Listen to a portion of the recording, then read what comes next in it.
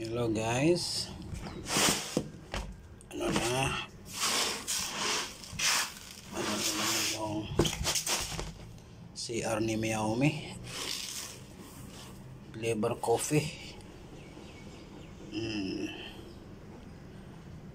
Si coffee yan, clean na. Nag-change tayo ng sun sa toilet ni Xiaomi. Ito yung toilet ni Xiaomi guys. Xiaomi. So clean na talaga. Clean na ang toilet ni Xiaomi. So i-lock natin. So ito yung CR ni Xiaomi guys. Yun sa inside po.